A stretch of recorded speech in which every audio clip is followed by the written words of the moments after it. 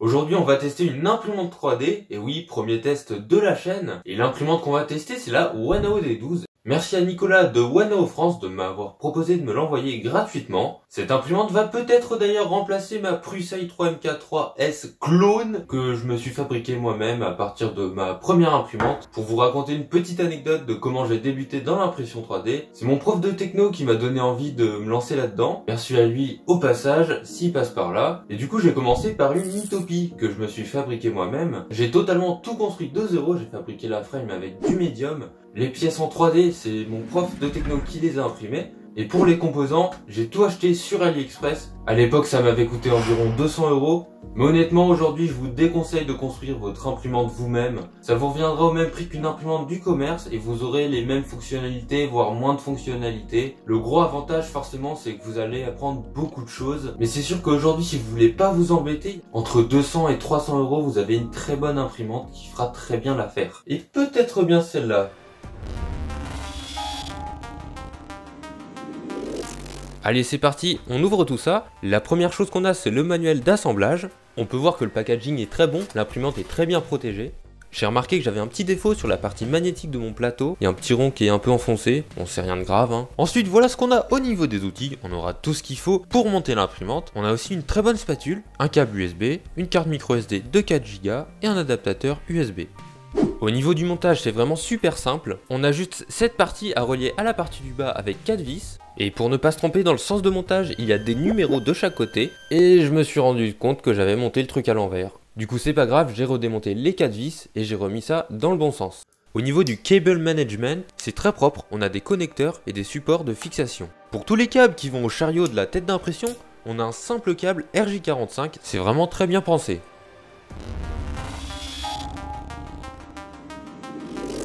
Alors au niveau confort d'utilisation, j'ai été agréablement surpris. Tout d'abord, on a un écran tactile couleur et ça c'est vraiment un gros plus. Pour naviguer dans les menus, lancer des impressions, c'est vraiment super simple et d'une rapidité. Pour ceux qui ont des RepRap ou des Creality, vous savez ce que c'est les écrans bleus avec l'encodeur qu'il faut tourner. C'est bien mais c'est long. Là c'est super fluide, super rapide, vraiment que du bonheur.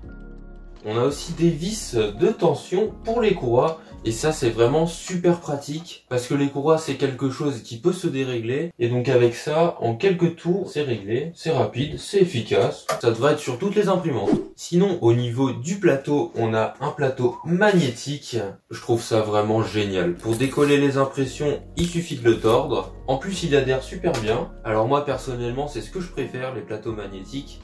Sinon, toujours sur les réglages au niveau du plateau, on a des grosses vis ici qui permettent de régler la hauteur du plateau et de le niveler. C'est pareil, c'est très accessible, on peut régler ça assez facilement. Pour lancer les impressions, on a plusieurs choix, on peut le faire par USB, par carte micro SD ou encore par Wi-Fi, car oui, cette imprimante a le Wi-Fi. On a aussi un capteur de fin de filament, c'est très pratique. Si vous avez des fins de bobine comme ça évite que l'imprimante imprime dans le vide. Là, ça stoppe et après vous pouvez changer le filament et en mettre un nouveau. Un autre truc très pratique qui peut sauver vos impressions, c'est la reprise d'impression en cas de coupure de courant. C'est vraiment une imprimante toute option. Vraiment, je suis étonné de voir toutes les fonctionnalités qu'elle a pour une imprimante à 200 €.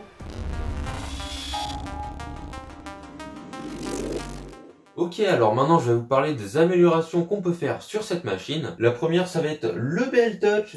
Alors pour vous expliquer simplement, c'est un capteur qui permet de faire le nivellement du plateau.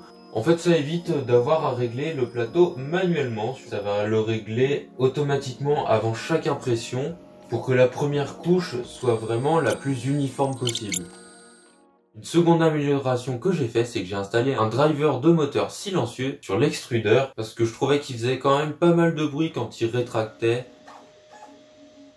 Il y a aussi le capteur de fin de course de l'axe X, vous pouvez le déplacer un peu vers la gauche et vous gagnez environ 5 mm sur le plateau. Mais bon, ça c'est juste un petit détail. Par contre, une grosse amélioration que j'ai fait et que je vous conseille de faire aussi, j'ai changé le système de refroidissement des pièces d'origine. Il refroidit vraiment pas très bien les pièces. Du coup, pour ça, j'en ai créé un, celui-là. Et le refroidissement est bien meilleur. Je vous mets le lien dans la description, il coûte seulement quelques centimes. Et pour ça, vous n'avez pas à le modéliser et ça va bien améliorer la qualité de vos impressions. Sinon, il y a mon ami Elliot de la chaîne Curiosité 3D qui en a fait un excellent. Je vous mettrai le lien de sa vidéo en description ou dans une fiche. Il a créé une pièce à imprimer en 3D qui permet de monter un BL Touch et un bien meilleur système de refroidissement, encore meilleur que celui-là. Celui-là, c'est si vous voulez rien changer et garder ça comme ça. Il est aussi possible avec cette machine d'imprimer en 2 couleurs avec un kit dual extruder que vous pouvez acheter sur le site de Wanao. Sinon, c'est pas très compliqué, il vous faut juste un deuxième extruder.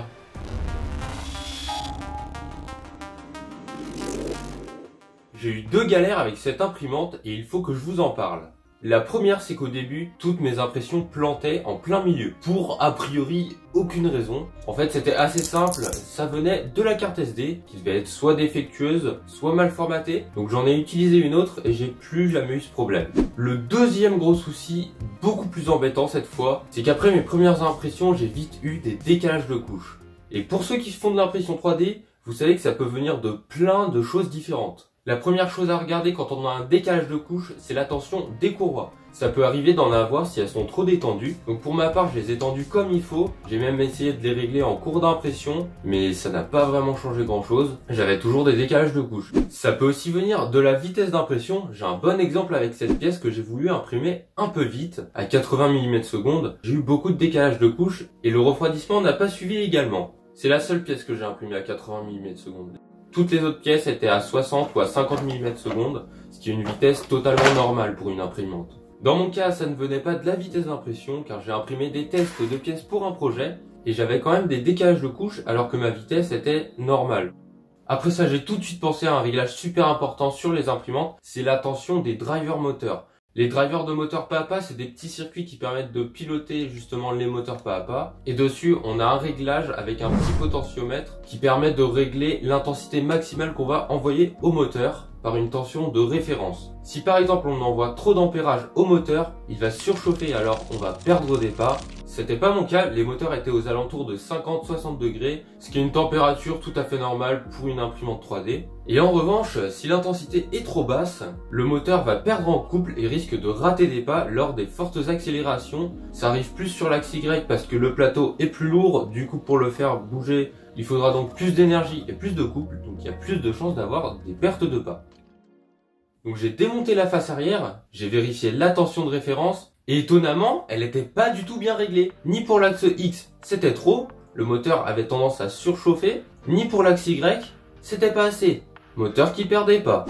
Pour calculer la tension de référence, il me fallait le courant maximum de ces moteurs. Pour ça, j'ai demandé la datasheet des moteurs au support client de Wanao et j'ai eu une réponse assez rapidement. Après avoir corrigé ce réglage, j'ai imprimé ce benchy, vous pouvez voir qu'il est très propre, on n'a aucun décalage de couche. Ensuite, j'ai imprimé cette pièce, pareil, parfaite, aucun décalage de couche. Puis j'ai imprimé cette pièce, vous le voyez là, le gros trait, c'est un décalage de couche en plein milieu de l'impression, donc le print est totalement ruiné. En plus, je l'ai imprimé en 50 mm/s avec le profil Simplify 3D de Wanao. Pour définitivement régler le problème, j'ai décidé d'aller modifier 2 paramètres dans le firmware. L'accélération maximum de l'axe Y que je passe de 500 à 400 et le jerk qui est le paramètre d'accélération par seconde, je le passe de 10 à 8. Donc après ces réglages, j'ai réimprimé cette pièce et vous voyez qu'elle est nickel. J'ai aucun décalage de couche, elle est super propre. Voilà 2 exemples de pièces que j'ai imprimées après ces réglages. La qualité d'impression est super bonne. Il y a aussi un moyen que je préfère pour régler les soucis de décalage de couches sans brider l'imprimante en vitesse. Je vous partagerai ça à la fin de la vidéo dans la conclusion. Un autre petit souci que j'ai eu, mais ça c'est assez courant, c'est de la sous-extrusion sur certaines pièces. Et ça c'est dû au réglage des pas par millimètre de l'extrudeur. Dans mon cas, pour 100 mm extrudé, il me manquait 7 mm. Pour régler ça, vous pouvez aller voir mon TikTok, j'ai fait 2 petites vidéos où j'explique comment on fait.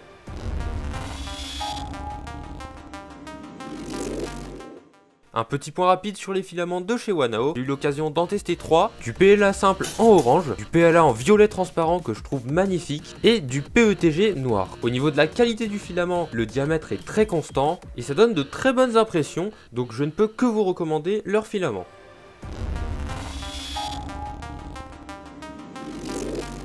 Elle a vraiment beaucoup de points positifs, mais elle a aussi quelques points négatifs, dont certains que je ne vous ai pas encore parlé. On va commencer par les positifs, déjà, parce qu'il y en a beaucoup. Au niveau du montage, c'est super bien fait. On voit que ça a vraiment été pensé pour être construit facilement par n'importe qui. Tout est numéroté, le cable management est propre. Vraiment là-dessus, rien à dire, c'est top. L'imprimante est facile à utiliser, les réglages sont super accessibles. Et au niveau du bruit, franchement l'imprimante est plutôt silencieuse. Il y a juste un petit point qu'on pourrait améliorer, c'est les ventilateurs qui font un peu de bruit, mais ça c'est sur toutes les imprimantes, et il y en a c'est bien pire. Alors niveau hardware, on a beaucoup de points positifs, l'extrudeur titan, le plateau magnétique, on a une très bonne carte mère en 32 bits, l'écran couleur c'est juste un plaisir, on a un plateau chauffant qui est isolé, au niveau des réglages, les tensions des courroies, le réglage du plateau avec les grosses roues super accessible. Pour la fiabilité, capteur de fin de filament, reprise en cours d'impression et la super bonne adhérence du plateau, ça c'est super.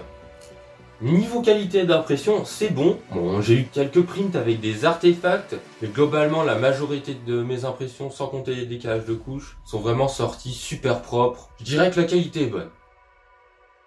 Donc voilà, niveau point positif, vous voyez qu'on en a vraiment beaucoup, et tout ça pour une imprimante à 200 €. Mais attendez, on va passer au point négatif et je vais vous faire une petite conclusion de ce que j'en pense et si je vous la conseille ou pas. Le plateau est un peu lent à chauffer, ça met 5 minutes à commencer une impression. Le système de refroidissement des pièces d'origine qui est pas génial, il faudra le remplacer par un meilleur. Et le gros point négatif pour moi, c'est la qualité des réglages. De toutes les reviews que j'ai vues, apparemment je suis le seul à avoir eu ce souci. Donc je pense, et ce n'est que ma supposition, que Wanao a sûrement dû augmenter sa vitesse de production suite au grand nombre de commandes qu'ils ont eu, vu que beaucoup de youtubeurs ont fait la review de cette imprimante. Et malheureusement, comme vous le voyez, ça a dû impacter sur la qualité des réglages, et je trouve ça un peu dommage. Sinon, à part ça, la machine est très bonne. Franchement, pour le prix, vous avez une super machine. Et bien réglé, c'est une imprimante très fiable qui va vous sortir des super pièces. Le souci c'est que pour une imprimante qui est aussi destinée aux débutants, un débutant il saura pas du tout comment régler tout ça, il va galérer, en plus il faut les outils, tout le monde n'a pas un multimètre chez soi, et ce genre de réglage, ça devrait vraiment être irréprochable. Bon, en tout cas maintenant si vous avez le même problème, vous saurez comment le régler. Donc maintenant, comme promis, je vais vous partager le moyen que je préfère pour régler le souci de décalage de l'axe Y. C'est d'utiliser un moteur plus puissant qui aura plus de couple. Ça vous permettra d'imprimer plus vite et sans décalage de couche.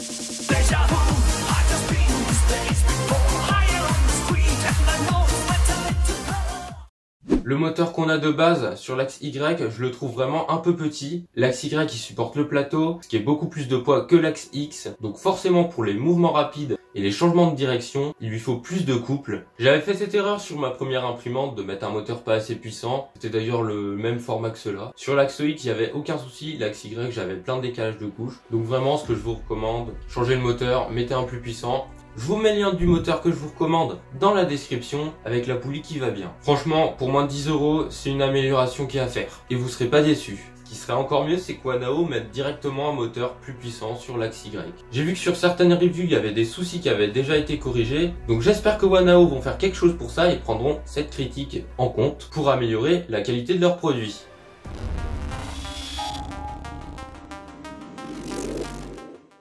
Donc qu'est-ce que je vous recommande cette imprimante? Oui, parce que c'est une des imprimantes qui a les meilleures fonctionnalités et qualités. Pour ce prix finalement, pour 200 €, je pense que c'est difficile de trouver mieux en imprimante. Surtout qu'en ce moment où je tourne la vidéo, elle est en promo à 166 €. Donc c'est vraiment une affaire. Vous trouverez le lien dans la description, c'est un lien affilié, je touche une petite commission, vous payez pas plus cher. Et moi ça m'aide.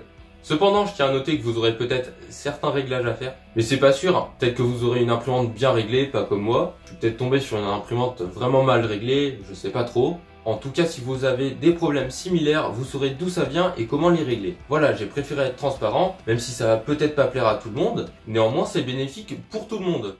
D'une part pour vous, parce que si vous avez ces mêmes problèmes, vous saurez comment les régler. Et vous êtes prévenu, vous savez que maintenant c'est un truc qui peut arriver. Et d'une autre part, du côté de Wanao, je pense que c'est bénéfique pour eux de prendre des critiques, qu'elles soient positives ou négatives, dans le but d'améliorer leurs produits et la qualité de leurs services. Sur ce, j'espère que la review de cette imprimante vous aura plu et vous aura aidé dans votre choix. Si vous avez des soucis ou besoin d'aide, je vous invite à rejoindre mon Discord, vu que j'ai la même imprimante, je pourrais forcément vous aider. C'est aussi ça l'avantage d'avoir une imprimante que tout le monde a. Généralement, les problèmes, on les trouve assez facilement et on sait comment les résoudre très vite.